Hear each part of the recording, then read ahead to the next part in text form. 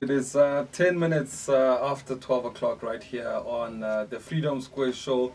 It is a Wednesday. It's a beautiful day outside, and of course, as always, it's going to be a great show because we're talking about what's happening in the country at the moment.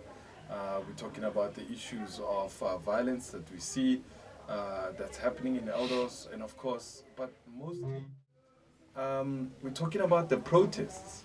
Yeah. What is happening in the country, and protests are not new. They've happened all over the world. We've seen the Black Lives Matter, but we've seen people march to the union buildings for about the Dom buses. There's so much has been happening. But we're looking at what's happening in the country at the moment and the violence behind the protests. And is there a better way of people to protest without having to cause any disruption? Do they resolve issues? Like, for instance, if you take to the streets, does it mean that you get listened to, or things do happen? Get, decisions by the powers that be. Do they change their decisions based on the fact that people have actually protested? Police was that first altercation that we were outside singing, and we were brutalized. And I think all of us have a right to protest.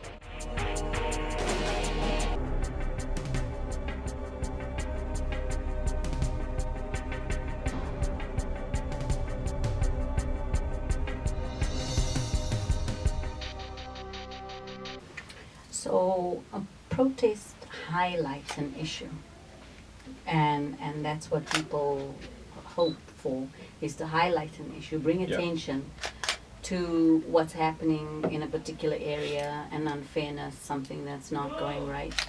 And they are part of our history. They're ingrained into our history. And a lot of people talk about, white people protesting, black people protesting. There's a strong history of white and black protest in this country. And so, yes, white people have protested, in case anybody was wondering. But it has happened. It has happened. And they have a song.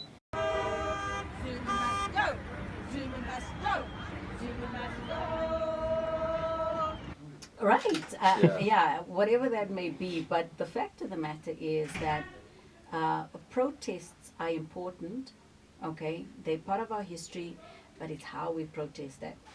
If we look back at our history, there has been times where violence has had to become a sort of central theme to be able to get results.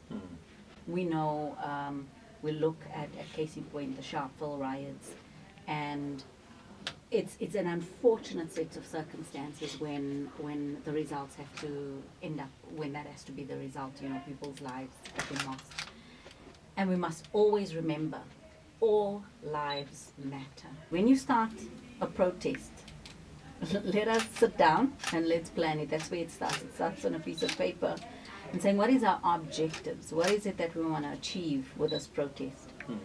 Understanding that very clearly will determine your actions. Violence, looting goes against your agenda. It doesn't serve your agenda. Yeah.